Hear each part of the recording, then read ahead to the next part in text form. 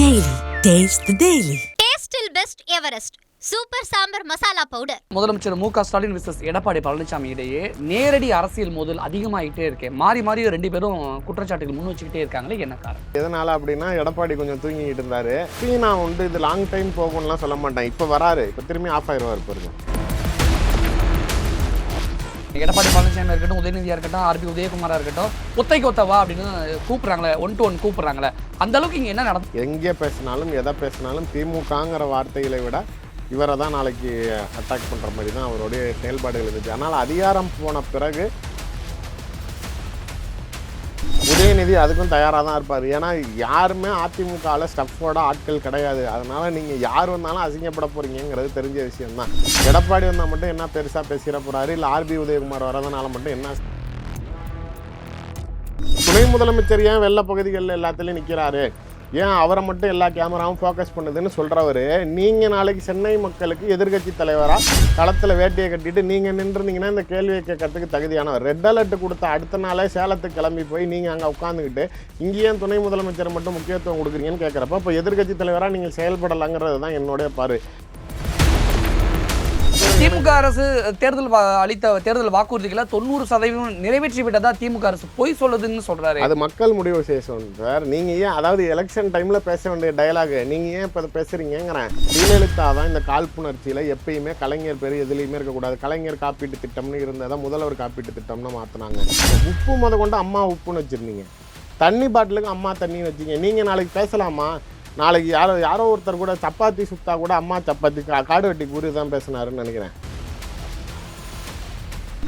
உரிமையெல்லாம் நிறையா பேசினாருங்க பிரச்சாரத்தில். ஆமாம், பிரச்சாரத்தில் நானே இருக்கேன். இவங்களெல்லாம் வந்து அரசியல் வாரிசுகள் அப்படிங்கிற மாதிரி தான் பேசினார். அந்த வார்த்தை பிரயோஜனங்கிறதே ரொம்ப மோசமாக. நீங்கள் சட்டசபையில் பேசுகிறப்பயே பார்த்தீங்கன்னா, எதிர்கட்சி வரிசையில் இருக்கிறப்ப எடப்பாடி வந்து முதலமைச்சரை பார்த்து பேசுகிறப்ப அப்படியே ரொம்ப ஆக்ரோஷமாக கோபமாக தாட் போட்டு சொல்கிறத பார்த்தா கொடநாடு வழக்குலையோ பொள்ளாச்சி வழக்குலையோ ஒன்றுமே பண்ணலையே. ஜெயலலிதா இறந்தப்ப கடைசியாக எடுத்த 2016 ஆட்சி அமைச்சப்ப கவர்னர் மாளிகையில் பதவியேற்ற ஃபோட்டோவை எடுங்க, நீங்கள் அப்படியே பக்கத்தில் வைங்க. அவர் எங்கே இருக்காருன்னு பாருங்கள். லாஸ்ட் பெஞ்ச் மாதிரி கார்னர் மூலையில் அடித்து வச்சுருப்பாங்க. அவர்லாம் லிஸ்ட்லேயே கிடையாது சார். ஜெயலலிதா இருந்தப்பையும் பேசும் பொருளாக இருந்த அமைச்சர்கள் பட்டியலில் எடப்பாடி பழனிசாமி பேர் யாருக்கு தெரியும்? அவர் தான் சிஎம்னா. இப்போ விஜய்க்கும் எடப்பாடிக்குமே ஏன் நாளைக்கு கூட்டணி டேர்ம்ஸ் ஒத்து போகாமல் போச்சு அப்படின்னா, அந்த சிஎம் நாற்காலி சண்டைனால தான். நீ அந்த சீட்டு கேட்கக்கூடாது. இப்போ நீங்கள் விஜயே வந்தாலும் நீ டெப்டி சிஎம்மாக உனக்கு நான் தரேன், ஆனால் நான் தான் சிஎம், அதுக்கு ஒத்துக்கிட்டா நீ கூட்டணிக்கு வா அப்படிங்கிறது தான் அவருடைய இது. இல்லை, வணக்கம் சார். வணக்கம். சமீப காலமாக முதலமைச்சர் மு.க.ஸ்டாலின் விசஸ் எடப்பாடி பழனிசாமி இடையே நேரடி அரசியல் மோதல் அதிகமாகிட்டே இருக்கு. மாறி ரெண்டு பேரும் குற்றச்சாட்டுகள் முன் வச்சுக்கிட்டே இருக்காங்களே, என்ன காரணம்? இல்லை, அதுதானே ஜனநாயகம். இல்லை, அதுதான் ஜனநாயகம். அது அப்படி இருக்கிறது தான் நல்லது. இத்தனை நாளாக இப்படி இல்லையே. அது இல்லை, அது எதனால அப்படின்னா, எடப்பாடி கொஞ்சம் தூங்கிக்கிட்டு இருந்தார். அவருக்கு சில பிரச்சனைகள். அவர் அப்பப்போ இப்பயும் நான் வந்து இது லாங் டைம் போகும்லாம் சொல்ல மாட்டேன். இப்போ வராரு, இப்போ திரும்பி ஆஃப் ஆயிடுவார் பாருங்க சார். அவர் முதலமைச்சராக இருந்தப்போ அவருடைய முழு கவனமும் மு.க.ஸ்டாலின் மேலே தான் இருந்துச்சு. எடப்பாடி பழனிசாமி சிஎம்மாக இருக்கிறப்ப அவருடைய 99% அட்டாக் யார் மேலே அப்படின்னு பார்த்தீங்கன்னா ஸ்டாலின் தான். எங்கே பேசினாலும் எதை பேசினாலும் திமுகங்கிற வார்த்தைகளை விட இவரை தான் நாளைக்கு அட்டாக் பண்ணுற மாதிரி தான் அவருடைய செயல்பாடுகள் இருந்துச்சு. ஆனால் அதிகாரம் போன பிறகு அவருக்கு இருந்த சில அரசியல் சூழ்நிலைகள், பிரச்சனைகள், பிஜேபியோட கருத்து வேறுபாடு, உட்கட்சி பிரச்சனைகள், அங்கே ஒற்றை தலைமை, இப்பையும் திரும்பி சசிகலாவோட என்ட்ரி, இந்த மாதிரியான சில பிரச்சனைகள்னால அவரால் முழு கவனம் செலுத்த முடியாமல் இருந்துச்சு. அப்பப்போ வராரு. இவர் வந்து முதலமைச்சர் வந்து அவர் பதில் சொன்னார், அவர் ஏதாவது அட்டாக் பண்ணார்னா உடனே ரிப்ளை பண்ணிடுறாரு. இப்போ ஏதோ விவாதத்துக்கு கூட நான் தயார் அப்படின்னு சொல்லி இவர் சொல்கிறாரு. துணை முதலமைச்சர் நான் தயாராக நீங்கள் வாங்கன்னாரு, ஆஃப் ஆயிட்டாரு. உதயநிதி ஸ்டாலின் பொறுத்த வரைக்கும் எடப்பாடி பழனிசாமியை நேருக்கு நேர் கூப்பிட்டார். ஆனால் ஆர்பி உதயகுமார் நான் உதயநிதியோட நேருக்கு நேர் எனக்கு தெரிஞ்சு துணை முதலமைச்சர்கிட்ட இந்த கேள்வி யாரும் கேட்டாருன்னா நல்லது தான். எதனால அப்படின்னா, அவருக்கு ஒன்றும் தெரியாதுங்கிறத விட இவருக்கு சுத்தமாக ஒன்றுமே தெரியாது. ஆர்பி உதயகுமாரை ஈஸியாக ஹேண்டில் பண்ணிட்டு போயிடலாம். ஆனால் ஆர்பி உதயகுமார் என்ன சொல்கிறாருன்னா, எடப்பாடி பழனிசாமி அளவுக்கு உதயநிதி ஸ்டாலினுக்கு அரசியல் அனுபவமும் அந்த இதெல்லாம் எதுவுமே இல்லாததுனால எடப்பாடி பழனிசாமி தேவையில்லை, நானே போதும் அப்படின்னு ஆர்பி உதயகுமார் சொல்கிறார். அப்படி பார்க்குறப்ப அப்போ மு.க.ஸ்டாலினுடைய அரசியல் அனுபவம் எங்கே இருக்குது, எடப்பாடியோட அரசியல் அனுபவம் எங்கே இருக்குதுன்னு பார்க்குறப்ப, அப்போ நீங்கள் எடப்பாடி வந்து வாங்க ஒரு முதலமைச்சரை வாங்கன்னு கூப்பிடுறது தகுதியாக இருக்குதான்னு பார்க்கணும் சார். எனக்கு தெரிஞ்ச வரைக்கும் இந்த லாஸ்ட் ப்ரெஸ் மீட் நேற்றுக்கு தான் நாளைக்கு உதயநிதி அவர்கிட்ட கேட்டாங்க, எடப்பாடி இப்படி கூப்பிட்றாருன்னு நான் விவாதிக்க தயார்னு சொன்னார். எனக்கு தெரிஞ்ச ஆர்பி உதயகுமார் தயார்னு சொன்னாலும் உதயநிதி அதுக்கும் தயாராக தான் இருப்பார். ஏன்னா யாருமே அதிமுகவில் ஸ்டஃபோட ஆட்கள் கிடையாது. அதனால் நீங்கள் யார் வந்தாலும் அசிங்கப்பட போகிறீங்கிறது தெரிஞ்ச விஷயந்தான். எடப்பாடி வந்தால் மட்டும் என்ன பெருசாக பேசிட போகிறாரு, இல்லை ஆர்பி உதயகுமார் வரதுனால மட்டும் என்ன ஸ்ட்ராங்காக பாயிண்ட் இல்லை, எப்படி இருந்தாலும் அவங்களுக்கு அடி மைனஸுங்கிறது கண்டிப்பாக இருக்க தான் போகுதுங்கிறதுனால அவங்க ஃபேஸ் பண்ணுறதுக்கு ரெடியாக தான் சார் இருப்பாங்க. இன்னொன்று, இதை நீங்கள் 1-to-1 சண்டைக்கு வா 1-to-1 சண்டைக்கு வான்னு சொல்கிறதுல இது தேவையில்லாத விஷயம். முதல்ல உங்ககிட்ட ஃபேக்சுவலாக நாளைக்கு மெட்டீரியல் இருக்குது அப்படின்னா மக்கள் மத்தியில் ப்ரெஸ் மீட்டில் நாளைக்கு கவர்மெண்ட் மேலே அலிகேட் பண்ணுங்கள். இப்போ முதலமைச்சராக நாளைக்கு ஜெயலலிதா இருந்தப்பையும் சரி, கலைஞர் இருந்தப்பையும் சரி, எதிர்கட்சி தலைவர்களுடைய அறிக்கைன்னு பார்த்தீங்கன்னா அவங்களுடைய கட்சி நியூஸ் சேனலில் அவங்க வந்து சில கேள்விகள் அரசாங்கத்தை பற்றி கேட்பாங்க. அதற்கு அவங்க நாளைக்கு உடனே அவங்களோட நியூஸ் சேனலில் இதற்குண்டான பதில்னு கொடுப்பாங்க. நீங்கள் மக்களை சார்ந்து நாளைக்கு மக்கள் நலனுக்காக நீங்கள் பேசக்கூடிய அரசியல் கட்சி தலைவர்கள் சும்மா உங்கள் தகுதி தராத்துக்கு இது எதுக்காக பண்ணுறது அப்படின்னா, நான் கூப்பிட்டேன் அவர் வரல, என்னை பயந்துட்டார் பார்த்தீங்களா அப்படிங்கிறது இது இந்த அண்ணாமலை ஸ்டார்ட் பண்ணி வச்ச டெக்னிக்கு. நான் பண்ணுறேன் வராரான்னு கேளுங்க அப்படிங்கிற மாதிரி. இதெல்லாம் நாளைக்கு ஏன் அவர் வரணும்? உங்களுக்கு என்ன மெட்டீரியல் வேணுமோ அதை நாளைக்கு நீங்கள் அவங்கள கேள்வி கேட்கறதுக்கு உங்கள்கிட்ட கிரவுண்ட்ஸ் இருக்குன்னா நீங்கள் அதை தூக்கி போடுங்க. அவங்க எக்ஸ்ப்ளனேஷன் கொடுக்கட்டும். இல்லை அவங்க மாட்டிக்கிறாங்க மக்கள் மத்தியில்னா அது மக்கள் முடிவெடுக்கட்டும். நீங்கள் உங்களுக்குள்ளார விவாதம் நடத்துவதற்கு இதுனா டிபேட் ஷோ எதுக்கு? அதை தான் நானும் கேட்க வரேன். எடப்பாடி பழனிசாமி இருக்கட்டும், உதயநிதியாக இருக்கட்டும், ஆர்பி உதயகுமாராக இருக்கட்டும், ஒத்தைக்கு ஒத்தவா அப்படின்னு கூப்பிட்றாங்களே, 1-to-1 கூப்பிட்றாங்களே, அந்த அளவுக்கு இங்கே என்ன நடந்து போச்சு? இல்லை, இப்போ உதயநிதி கூப்பிட்றதுல ஒரு கிரவுண்ட்ஸ் இருக்குது. எதனால்னா நீங்கள் சிஎம் வான்னு கூப்பிட்றீங்க. நீங்கள் உங்கள் தகுதிக்கு நீங்கள் அவரை ஏன் கூப்பிட்றீங்க? நான் வரேன், நானும் துணை முதலமைச்சர் தானே, நீங்கள் எனக்கு ஏன் இவ்வளோ முக்கியத்துவம் கொடுக்குறாங்க கேட்குறப்ப நீ என்கிட்டயாச்சும் வந்து பேசி பாருங்க. உங்களுக்கு உங்கள் அனுபவமும் என் வயசும் ஒன்று தானே, பட் வா நம்ம களத்தில் நிற்போன்னு அவர் கூப்பிட்றதுல ஆஸ் அ டெப்டி சிஎம்மாக கான்ஸ்டியூஷனல் பதவியில் இருக்கக்கூடிய ஒரு டெப்டி சிஎம்மாக அவர் வாங்கன்னு கூப்பிட்றப்ப எடப்பாடி தயாராக இருக்கணும். ஏன்னா இன்றைக்கி நீங்கள் எதிர்கட்சி தலைவராக இருக்கிறீங்க அப்படிங்கிறப்ப உங்களுக்கு அது பிளாட்ஃபார்ம் கரெக்டான பிளாட்ஃபார்ம். போய் பேசிட்டு வாங்க. நீங்கள் ஏன் நாளைக்கு இவர் சீனியாரிட்டி இல்லை அவர் சீனியாரிட்டி இல்லை அப்படிலாம் பார்த்தா உங்களை யார் கணக்கில் வைக்க முடியும்? நீங்கள் ஒன்றுமே இல்லாமல் வந்தவர், எங்கே இருந்தோ இருந்தவர். ஏடிஎம்கேல சும்மா ஒன்றிய செயலாளராக இருந்தேன், நான் நாளைக்கு ராஜ்யசபாவில் இருந்தேன். ஏடிஎம்கேல ராஜ்யசபாவா யார் யாருக்கெல்லாம் திமுகவில் மட்டும்தான் ராஜ்யசபாங்கிறது தகுதியான நபர்களுக்குன்னு கொடுப்பாங்க சார். ஒரு சீனியர் லீடராக இருக்கணும், இல்லை ஒரு நடிகர்களாக இருக்கணும், இல்லை இத்தனை வருஷம் அவங்க நாளைக்கு கட்சிக்கு உழைச்சிருக்காங்க. பேரவை இந்த தோமுசா அமைப்புகள் மாதிரி வாய்த்தவரி நடிகர்களாக இருக்கணும்னு ஒரு வார்த்தை சொல்லிட்டீங்க. இல்லை, நடிகர்களும் இருந்தாங்கன்னா அவர் கொடுப்பாங்களே, ஏன் கொடுத்துருக்காங்க? யாருக்கு கொடுத்துருக்காங்க? எம்பி சார், எம்பி இல்லாமல் இப்போ சரத்குமார் கொடுத்தாங்க. அவர் நெப்போலியனுமே எம்பி வந்து நடிகருங்கிற பேஸில் தான் கொடுக்குறாங்கங்கிறப்ப அதெல்லாம் நாளைக்கு கொடுப்பாங்க. ஸோ ஏதோ ஒரு க்ரைட்டீரியா ஃபேக்டர்லாம் அவங்க செட் ஆகணும்னு நினைப்பாங்க. ஏடிஎம்கேல நீங்கள் யாரை வேணாலும் ராஜ்யசபா கொடுப்பாங்க. நீங்கள் நம்ப மாட்டீங்க, எனக்கு அவர் எம்பி பேர் மறந்து போச்சு. ஜெயலலிதா வந்து ஒருத்தரை ராஜ்யசபா எம்பியாக அனௌன்ஸ் பண்ணிட்டாங்க. அவர் பதவியே இருக்கணும் அன்னைக்கு டெல்லியில். இங்கே செக்ரட்டரியேட்டில் வந்து நின்றுருக்காங்க. இவர் நிற்கிறத பார்த்துட்டு உடனே ஜெயலலிதா போய் பிஎஸ்ஓ அனுப்பிச்சுட்டு போய் அவர் ஏன் நிற்கிறாரு, அவர் கூப்பிட்டுவாங்க அப்படின்னோன்னா அவர் வந்துட்டு அம்மா வணக்கம்மா அப்படின்னோடனே எதுக்கு என்ன ஏன் இங்கே வந்திருக்கிறீங்க அப்படின்னோடனே இல்லைம்மா நீங்கள் தான் ராஜ்யசபா எம்பி அறிவிச்சிங்க, அதான் பதவி ஏற்கிறது இன்றைக்கின்னு சொன்னாங்க. சரி அதான் வந்து பதவி ஏற்கிறதுக்கு வந்தேன் அப்படின்னு போய் அசம்பிளி வாசலில் நின்னார் ஒரு எம்பி. நீங்கள் அந்த அளவுக்கு ராஜ்யசபா எம்பினா என்னன்னே தெரியாதவர்களுக்கெல்லாம் அங்கே எம்பி கொடுக்கப்பட்டிருக்குங்கிறப்ப எடப்பாடி பழனிசாமி எம்பி ஆனது ஒன்றும் பெரிய தேசத்தியாக ஒரு பெரிய வரலாறு கிடையாது. உங்களுக்கு இது இருந்தால் சார், நீங்கள் 89க்கு முன்னாடி நீங்கள் என்னவா பதவியில் இருந்தீங்க? நீங்கள் வாரிய தலைவராக இருந்ததெல்லாம் இன்றைக்கி திமுகவில் பல பேர் வாரிய தலைவர்களாக இருந்தால் அடையாளம் தெரியாமே பதவியில் போயிருக்காங்க. அதெல்லாம் ஒரு பதவியா? சும்மா லைட்டு வச்ச வண்டி ஒன்று கொடுப்பாங்க. ஆனால் இங்கே பார்க்கக்கூடிய முக்கியமான குற்றச்சாட்டு என்னன்னா, முதலமைச்சரே சொல்கிறாரு எடப்பாடி பழனிசாமி தன்னிலை மறந்து விமர்சனம் பண்ணுறாரு அப்படின்னு. அது கவனிக்கிற மாதிரி இல்லை, அவர் வந்து கொஞ்சம் தெளிவாக பேசுறதுன்னு ஒரு அரசியல் எதிர்கட்சி தலைவருங்கிறப்பயாச்சு ஒரு விமர்சனம்ங்கிறது வரம்போடு இருக்கணும். அவர் சில இடங்களில் அவருடைய வார்த்தைகள் தவற விடுறதா சரி. இன்னொன்று, ஒரு ஆதாரம் இல்லாமல் விமர்சனம் வைப்பது, நாளைக்கு ஒரு குற்றச்சாட்டு சொல்கிறேன்னு சொல்லிட்டு அதை ஏதோ ஒரு கடந்து போகிறப்ப சும்மா ஒரு பேச்சுக்கு சொல்லிட்டு போகிற மாதிரி சொல்லிட்டு போகிறாரு தவிர ஒரு எதிர்கட்சி தலைவராக அதை சரியாக கையாளலையோன்னா என் பார்வை இருக்கிறது. அதை ஒரு மரபோட ஒரு மாண்போட இல்லை நாளைக்கு ஒரு சில விஷயங்கள் சார் நான் தான் சொல்கிறேன்ல, இப்போ டிரான்ஸ்போர்ட்டில் நாளைக்கு நஷ்டத்தில் இயங்கிக்கிட்டு இருக்கு. உடனே நாளைக்கு முதலமைச்சர் வந்து எதிர்கட்சி தலைவராக இருக்கிறவர், அப்போ நாங்கள் ஒரு குழு தயாரித்து அதுக்கு வந்து இந்த நஷ்டத்தை சரி செய்கிறதுக்கு என்ன நாங்கள் ஒரு பட்டியல் தரோம் அப்படின்னு சொல்லி கூப்பிட்றாங்க. இப்போ நாங்கள் வரேன் அப்படின்னு சொல்லி கேட்குறாரு, இவர் வாங்கன்ட்டார். இப்போ ஒரு வேளை வராதிங்கன்னு சொல்லியிருந்தா என்ன சொல்லியிருப்பாங்க? பாரு, முதலமைச்சர் எதிர்கட்சி தலைவராக அரசியல் பண்ணி வரவிடாமல் பண்ணிட்டார். இது ஏன் இவங்களுக்குள்ளார இந்த லாபி இந்த அரசியல் பண்ணுறீங்கிறது ரெண்டு தரப்புக்குமே கேட்குறேன். இது தேவையில்லாத, உண்மையிலே இவங்களோட செயல் திட்டங்களில் எதுவும் தவறாக இருக்குது அப்படின்னா நீங்கள் அதுக்கு உண்டான விளக்கத்தை கொடுங்க. முதலமைச்சர் துணை முதலமைச்சர் ஏன் வெள்ள பகுதிகளில் எல்லாத்துலேயும் நிற்கிறாரு, ஏன் அவரை மட்டும் எல்லா கேமராவும் ஃபோக்கஸ் பண்ணுதுன்னு சொல்கிறவர், நீங்கள் நாளைக்கு சென்னை மக்களுக்கு எதிர்கட்சி தலைவராக களத்தில் வேட்டியை கட்டிட்டு நீங்கள் நின்றுருந்தீங்கன்னா இந்த கேள்வியை கேட்கறதுக்கு தகுதியானவர். ரெட் அலர்ட் கொடுத்த அடுத்த நாளே சேலத்துக்கு கிளம்பி போய் நீங்கள் அங்கே உட்காந்துக்கிட்டு இங்கேயே துணை முதலமைச்சர் மட்டும் முக்கியத்துவம் கொடுக்குறீங்கன்னு கேட்குறப்ப இப்போ எதிர்க்கட்சி தலைவராக நீங்கள் செயல்படலாங்கிறது தான் என்னுடைய பாரு. நீங்கள் நாளைக்கு அவங்கள வாங்க சண்டைக்கு வான்னு கூப்பிட்றதுக்கு மக்கள் நலனை கருதி ஆளுங்கட்சியாக இருந்தாலும் எடப்பாடி சண்டைக்கு வான்னு முதலமைச்சர் கூப்பிடுறாரா சார்? அதுதான் அவருடைய செயல்பாடுகள். அப்படிதான் சும்மா நீங்கள் வாங்க ஒண்டி வாங்க என்கிட்ட பேசி ஜெயிச்சு பாருங்க. இது எதுக்கு உங்ககிட்ட பேசி ஜெயிக்கிறதுனால இங்கே நாளைக்கு ஜனநாயகத்தில் என்ன மாற்றம் ஏற்பட போகுது, இல்லை தமிழக மக்களுக்கு என்ன நாளைக்கு உயரம் ஏற்பட போகுது, ஏதோ ஒரு வளர்ச்சி இதனால வரப்போகுதுன்னா கிடையாது.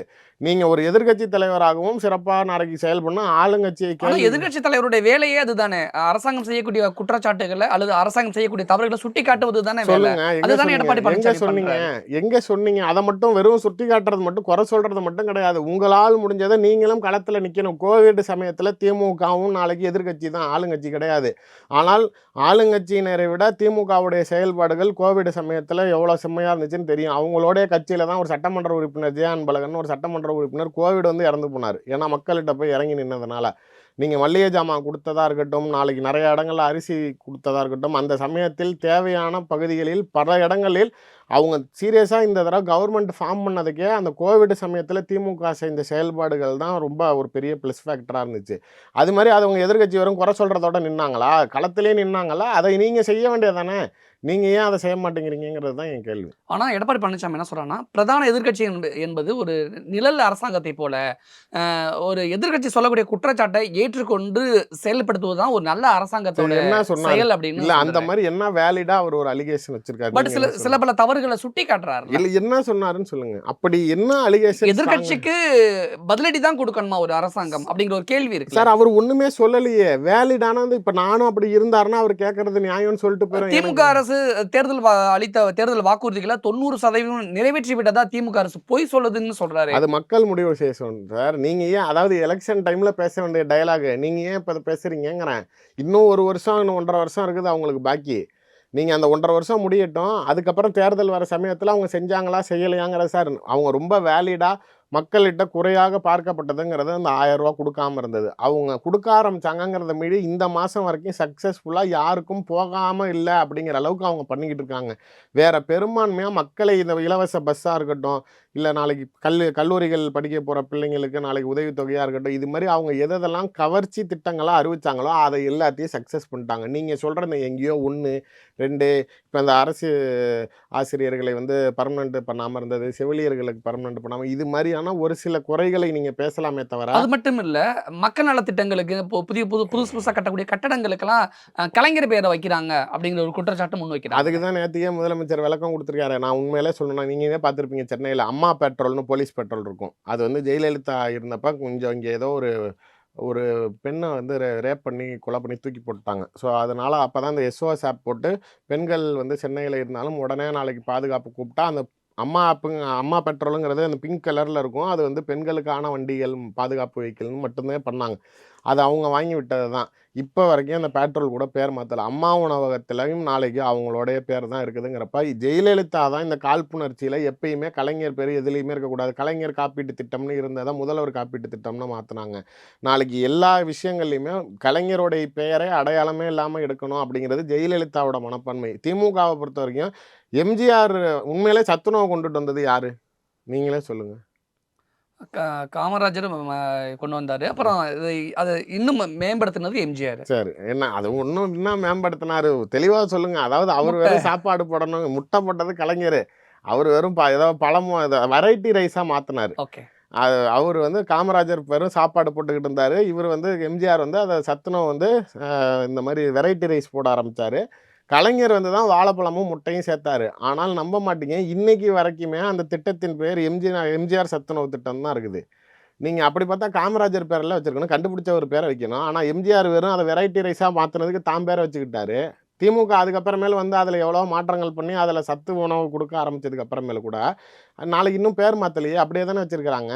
சார் இதில் 1, 2 கூட அவங்க பேரே இருக்கக்கூடாது ஐடென்டிட்டின்னா நீங்கள் ஏன் அதெல்லாம் பேசுகிறீங்க? இப்போ உங்களுடைய அரசியல் கட்சிகள் நீங்களாம் அப்படி உப்பு கொண்டு அம்மா உப்புன்னு வச்சுருந்தீங்க, தண்ணி பாட்டிலுக்கு அம்மா தண்ணின்னு வச்சிங்க. நீங்கள் நாளைக்கு பேசலாமா? நாளைக்கு யாரோ ஒருத்தர் கூட சப்பாத்தி சுத்தா கூட அம்மா சப்பாத்தி காடு வெட்டி குரு தான் பேசினாருன்னு நினைக்கிறேன். நாளைக்கு எல்லாத்துக்கும் அம்மா சப்பாத்தி தான் கொடுப்பீங்க, உங்களுக்கு ஏதாவது சொட்டா கூட அது அம்மாவோட இட்லி, அம்மா தோசை இப்படி தான் சொல்லிங்களா. அம்மா ஃபார்மசின்லாம் கூட மெடிக்கல் ஷாப் ஆரம்பித்தாங்க சார். இதெல்லாம் அந்தந்த கவர்மெண்ட். ஆமாம், இது எல்லா இதில் கவர்மெண்ட்டில் வரப்பையும் செய்கிறது தான். இது டிஎம்கே செய்கிறதுல உங்களுக்கு என்ன பிரச்சனை? உங்களுக்கு ஐடென்டிட்டியில் ஏன் இதே சென்ட்ரல் கவர்மெண்ட்டுக்கிட்ட மத்திய அரசாங்கத்தோட பிஜேபி கூட்டணியில் ஏடிஎம்கே இருந்து தமிழ்நாட்டுக்கு செய்த மிகப்பெரிய சாதனை என்னன்னு சொல்லுங்கள். அவங்களாம் நினச்சிக்கிறது சென்ட்ரல் ஸ்டேஷன் ரயில்வே ஸ்டேஷனுக்கு எம்ஜிஆர் பேர் வச்சது. வேறு என்ன செஞ்சுட்டாங்க? அப்புறம் நீங்கள் எதுக்குடா ரயில்வே ஸ்டேஷனுக்கு எம்ஜிஆர் பேர் வச்சிங்க அப்படின்னு சொல்லி நம்ம கேட்கலாமா?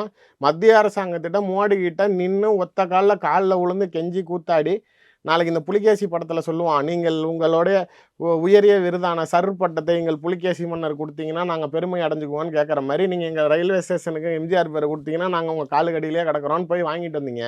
இதுதான் நீங்கள் இது வரைக்கும் இருந்து நீங்கள் வாங்கி கொடுத்த பெருமைங்கிறப்ப உங்களுக்கு ஏன் எம்ஜிஆர் பேர் வைக்கிறீங்க நம்ம கேட்க முடியுமா? எல்லா கட்சிகளும் செய்கிறது தான், அது மாதிரி அவங்க செய்கிறாங்க, அதை ஏன் நீங்கள் குற்றம் படிக்கிறீங்க? இப்போ என்னன்னா, எதிர்க்கட்சி தலைவருக்கும் முதலமைச்சருக்குமான அந்த வார்த்தை யுத்தம் இருக்குல்ல, அது எப்போதுமே ஒரு ஆரோக்கியமானதாக இருக்கும். ஆனால் இந்த தடவை முதலமைச்சர் அந்த குற்றச்சாட்டை முன்வைக்கும் பொழுது வன்மம் பிடித்த வயிற்றுச்சற்காரர்களை கண்டு வழக்கம் போல கடந்து செல்கிறேன் அப்படின்னு எடப்பாடி பழனிசாமி சுட்டி காட்டுறாருல, அந்த அளவுக்கு எடப்பாடி பழனிசாமி என்னத்தை வன்மத்தை கக்குனாரு, என்ன வயிற்றுச்சல் பட்டாரு? இல்லை, எனக்கு நீங்கள் இப்போ ஏதோ நடக்கிற மாதிரி சொல்கிறீங்க. இப்போ இல்லை, எனக்கு அவங்க ஒரு எடப்பாடி பழனிசாமி சிஎம்மாக இருக்கிறப்பலேருந்தே இவங்க 2 பேர்த்துக்குள்ளார பனி போருங்கிறது ரொம்ப மோசமாக இருக்கும். ஏன்னா ஆளுங்கட்சி எதிர்கட்சிங்கிறது ஒரே ஒரு பிரச்சனை தான் காரணம். அவர் ஒருமையெல்லாம் நிறைய பேசினாருங்க பிரச்சாரத்தில். ஆமாம், பிரச்சாரத்தில் நானே இருக்கேன்.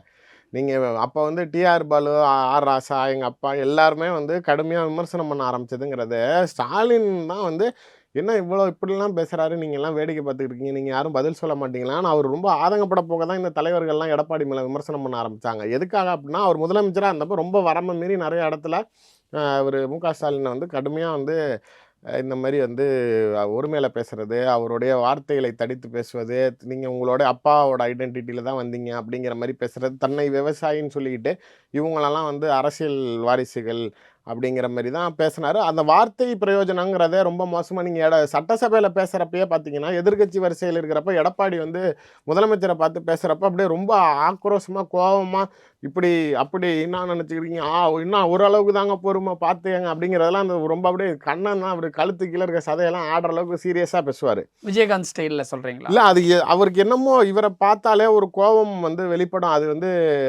அவரை எதிரியாக தன்னை சித்தரித்து அவர் அந்த கோபத்தை காட்டினாதான் இவர் அதிமுகவோட தலைமை பண்புக்கு அந்த நாற்காலிக்கு உரியவர்னு எதுவும் நம்புவாங்கன்னு நினைச்சு செய்யறாரான்னு தெரியாது. ஒருவேளை இது இப்படி பார்க்கலாமா, இப்படியான ஒரு மேனரிசமா பார்க்கலாமா? எடப்பாடி பழனிசாமி இந்த கிராமத்திலே பிறந்து வளர்ந்து அந்த ஸ்லாங்லாம் இருக்கிறதுனால ஒருவேளை இயல்பா அந்த தனக்குள் ஒரு கிராமத்தான ஒரு பழமொழி அந்த மாதிரி எடப்பாடி பழனிசாமி வெளிப்படுத்தும் இருந்தா பரவாயில்ல. மற்ற தலைவர்களை பற்றி பேசும்போது அதை நாளைக்கு நாகரிகமாக கொண்டு செல்பவர் ஏன் நாளைக்கு ஸ்டாலினை பற்றி பேசும்போது மட்டும் அவர் நாளைக்கு இந்த ஒரு ஒருமை வார்த்தைகள் இல்லை கடுமையாக பேசுறது, இல்லை மண்டையில் மசாலா இல்லைங்கிறது, இல்லை நாளைக்கு இதெல்லாம் அறிவு இருக்கிறவன் செய்வானா, இதெல்லாம் வந்து கொஞ்சம் ஒரு விமர்சனத்துக்கு அப்பாற்பட்ட நீங்கள் சொல்கிறது தான்.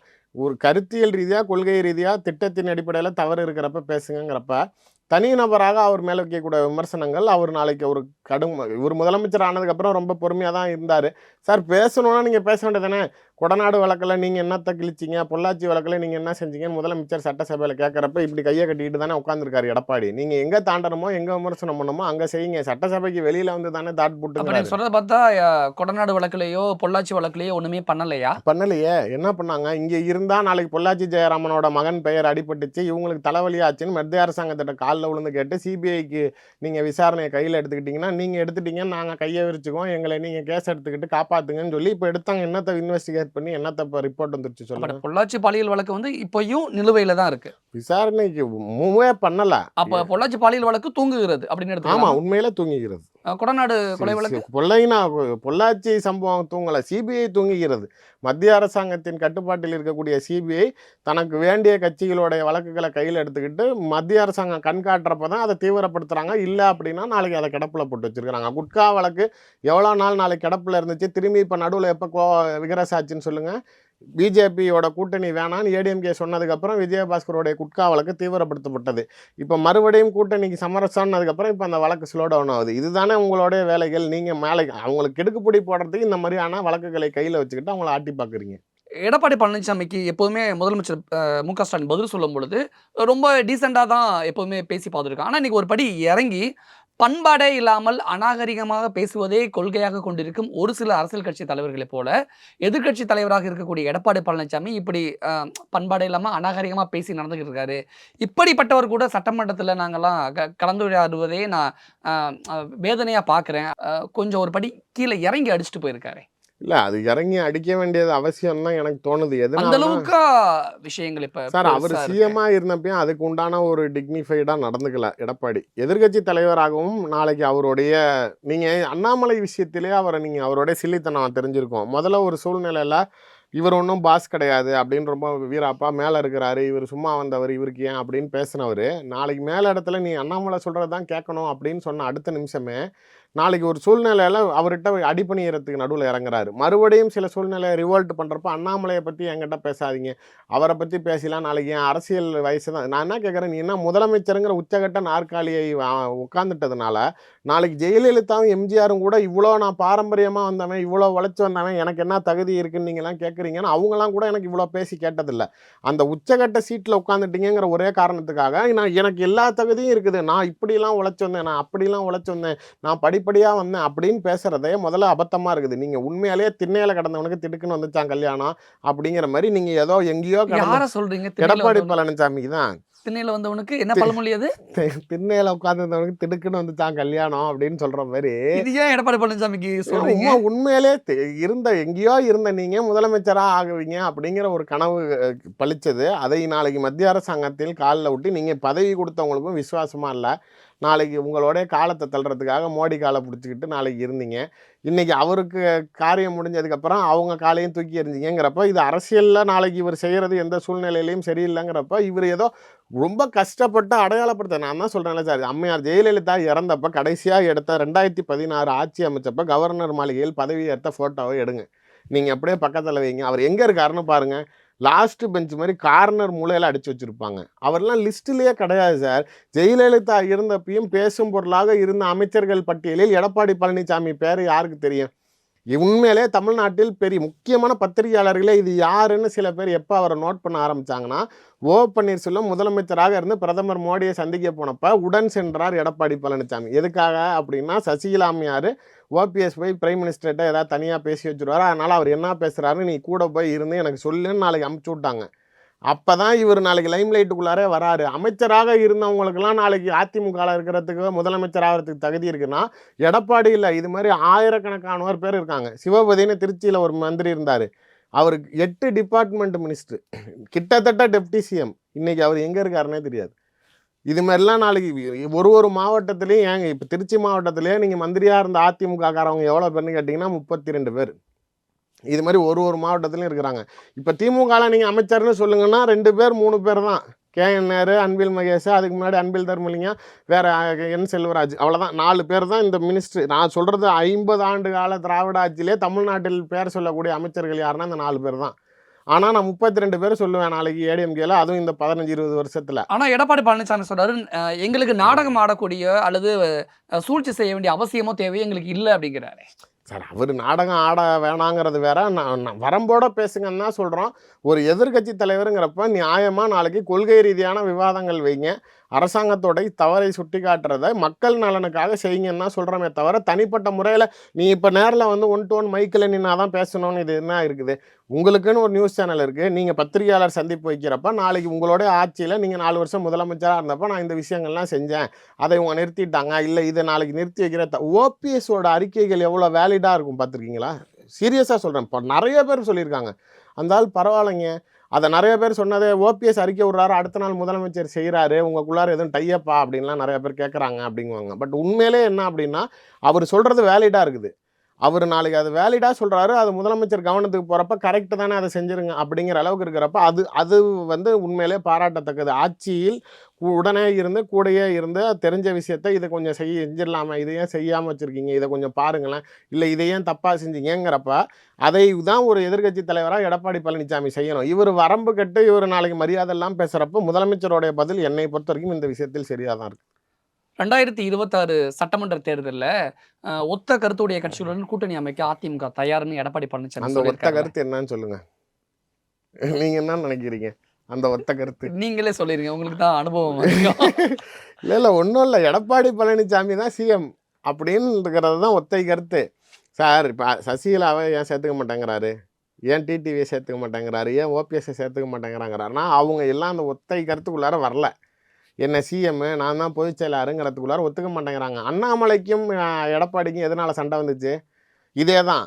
அவர் 2026 சிஎம் கேண்டிடேட் அப்படின்னாரு அண்ணாமலை. அவங்க பிஜேபியில் எல்லாமே இவர் தான் தமிழக முதல்வர், இவர் தான் 2026 முதலமைச்சர் வேட்பாளர் அப்படின்னப்போ, அப்போ நீங்கள் இவரை என்ன சொல்ல வரீங்க மறைமுகமாக?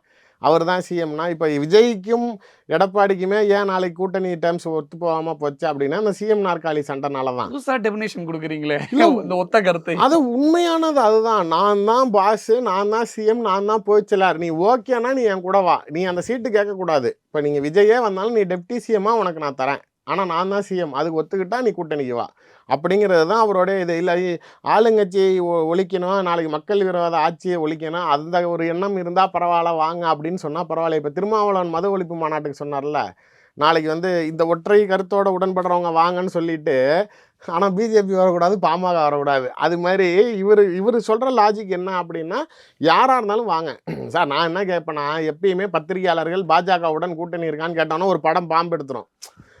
அதாவது எடப்பாடி தான் பத்திரிகையாளர்கள் மற்ற நேரத்தில் கூட சும்மா இருப்பார் சார், பாஜகவுடன் கூட்டணி இருக்கான்னு இப்படி வந்துடுவார்.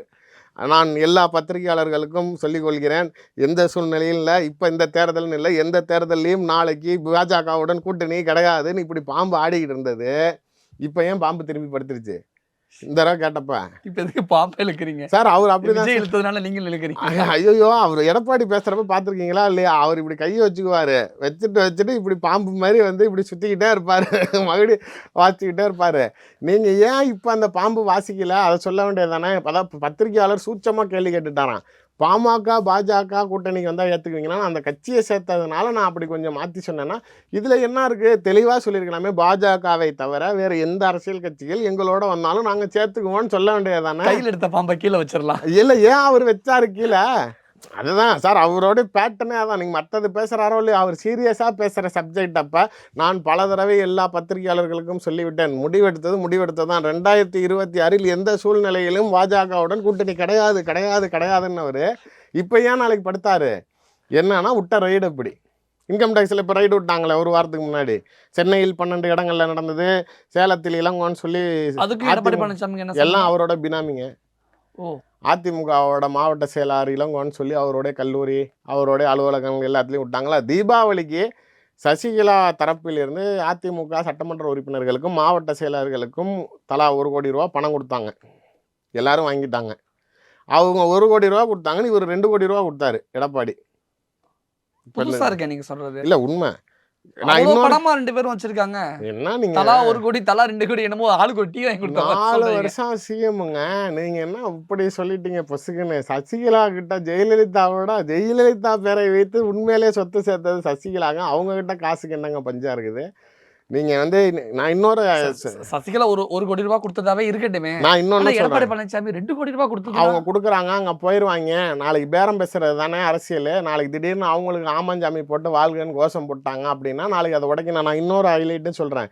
மற்ற சட்டமன்ற உறுப்பினர்களுக்கு 2 கோடி ரூபா கொடுத்தாலும் அது என்ன ஸ்பெஷாலிட்டின்னு தெரியல. திண்டுக்கல் சீனிவாசனுக்கு மட்டும் எடப்பாடி 3 கோடி ரூபா கொடுத்துருக்காரு. என்ன காரணம் தெரியலங்க. அது என்னன்னா அவங்களுக்குள்ளார என்ன சசிகலா பக்கம் சாயற மாதிரி இருந்தாரா? இல்ல, எல்லாருக்குமே கொடுத்ததுல அவருக்கு மட்டும் கொஞ்சம் கூடுதலா காரணம் ஏதோ சீக்ரெட் தெரியல. அது எனக்கு சொன்ன சோர்ஸ் அதை சொல்லல. அது என்னன்னு தெரியலங்கிறாங்க.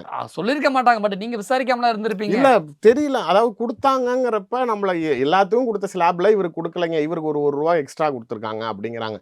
இப்ப இந்த பணம் கொடுத்தாருல எடப்பாடி இந்த எம்எல்ஏங்களுக்கு மாவட்ட செயலர்களுக்கு, இந்த பணம் எங்கெங்க இருந்து போச்சு அப்படிங்கிறது தான் இவரோட இந்த பினாமி பெல்ட். இந்த பணங்கள் ரெடியான இடத்துல தான் ரைடு அடிக்கிறாங்க. அப்போ சென்ட்ரல் கவர்மெண்ட்டு நாளைக்கு இவர் அடிக்க ஆரம்பிச்சிருச்சு. எம்ஆர் விஜயபாஸ்கர் மேலும் வழக்கு வந்தப்போ கை கட்டிட்டு எனக்கு இதுக்கு சம்மந்தம் இல்லை, நீங்கள் அவனை என்ன வேணாலும் பண்ணிக்கங்க எஜமான்னு கை கட்டிட்டு இருந்தவர் எடப்பாடி. அவருக்கு எப்பயுமே அதானே பழக்கம். அவரோடைய கூட இருந்து சார் அம்மையார் ஜெயலலிதா இறந்த பிறகு ஜெயலலிதாவை பொறுத்த வரைக்கும் ஒரு சம்பாரிச்சா 90% போயஸ் கார்டனில் கப்பம் கட்டி ஆகணும். நீங்கள் சும்மாலாம் எடுத்துகிட்டு போக முடியாது. எனக்கு நீ மாதம் ஆனால் இவ்வளோ கொடுத்துடணும் அப்படின்ட்டுருவாங்க. நீங்கள் எடப்பாடி தன்னை ஆட்சியை காப்பாற்றிக்கிறதுக்கு அவர் என்ன தெளிவாக செஞ்சுட்டாரு, ஜெயலலிதா இறந்த பிறகு நான் உங்களை அமைச்சர் பதவியிலேருந்து எடுக்க மாட்டேன், இலாக்கா மாற்ற மாட்டேன், நீங்கள் என்ன சம்பாதிக்கிறீங்களோ அது நீங்களே எடுத்துக்கங்க. ஆனால் ஆட்சி நடக்கணும், நம்ம இந்த பீரியடை விட்டுட்டோன்னா எலெக்ஷன் இருந்துச்சுன்னா டிஎம்கே ஜெயிச்சிரும், அதனால் நம்ம சம்பாதிக்கணுங்கிற வாய்ப்பை விட்டுறக்கூடாது. அதனால் நீங்கள் எல்லா மந்திரிங்களும் என் கூட இருங்க, நம்ம நாளைக்கு டெல்லியை சமாளித்து கவர்மெண்ட்டை நடத்துவோம், நீங்கள் சம்பாதிக்கிறத நீங்கள் எடுத்துக்கங்க, நான் சம்பாதிக்கிறத நான் எடுத்துக்கிறேன் அப்படிங்கிறது தான் இவங்களுக்குள்ளார பிளானு. ஆனால் முதலமைச்சருங்கிற இலாக்கா எந்த இலாக்கா மந்திரி என்ன வாங்கினாலும் இவருக்கு கண்டிப்பாக அதில் கட்டிங் வந்துருங்கிறப்ப அதிகமாக சம்பாதித்தது யார் அப்படின்னா எடப்பாடி பழனிசாமி தான். நீங்கள் அவர்கிட்ட என்ன பணம் இல்லாமல் இருக்கும்னு நினைக்கிறீங்க? இன்றைக்கி அவர்னால் நாளைக்கு இந்த மாதிரியான ஆட்களுக்கு கொடுத்து தன் பக்கம் கையில் அங்கிட்டு போயிடக்கூடாதுன்னு இழுக்கிறப்ப இந்த சோர்ஸ் ஃபேக்டர்ஸ் எல்லாம் அடிக்கிறப்ப எல்லாத்துக்கும் பிரச்சனை வரப்போ மாட்டி விட்டுக்கிட்டு இருந்தவர் இப்போ குட்கா வழக்கில் திரும்பி விஜயபாஸ்கர் டைட் பண்ணப்போ கூட எனக்கும் அதுக்கு சம்மந்தம் இல்லைங்க அப்படின்னு இப்போ எம்ஆர் விஜயபாஸ்கருக்கு ஒரு சப்போர்ட் பண்ணாருன்னு நினைக்கிறீங்களா எடப்பாடி பழனிசாமி? அதிமுகவில் இருக்கிற முன்னாள் அமைச்சர்களுக்கு பயம் வந்ததுக்கு காரணமே அதான். இவர் நம்ம மேலே வழக்கு பிரச்சனை வந்தால் நம்மளை கை கழுவிடுறாரு, நமக்கு இவர் உறுதுணையாக இருக்கல. சவுக்கு சங்கருக்காக அதிமுக நின்ன அளவுக்கு கூட எம்ஆர் விஜயபாஸ்கரையும் நிற்கல. சட்ட போராட்டம் நடத்தி உச்சநீதிமன்றம் வரைக்கும் போய் 2 கோடி ரூபா ஃபீஸ் கொடுத்து நாளைக்கு சவுக்கு சங்கரை பெயில் எடுக்க தெரிஞ்ச அதிமுக லீகல் விங்குக்கு, ஆனால் ஒரு முன்னாள் அமைச்சருக்கு ஆதரவாக நிற்கல. இதே ஹெல்த் விஜயபாஸ்கருக்கும் அதிமுக சப்போர்ட் பண்ணுறது கிடையாது. இந்த சூழ்நிலையில் நாளைக்கு என்னடா மற்றவனுக்கெல்லாம் பிரச்சனை வந்தால் நம்மளை காப்பாற்றிக்கிட்டா போதும்னு இருந்த எடப்பாடிக்கு இப்போ டெல்லியோட தலைமை நேரடியாக அவர் தலையில் அடிக்க ஆரம்பித்தோன்னே தான் இப்போ பாம்பு படுத்து நாங்கள் கூட்டணிக்கு தயாருங்க அப்படிங்கிற அளவுக்கு surrender. Taste Daily. Taste the Daily. டேஸ்டில் best Everest super sambar masala powder.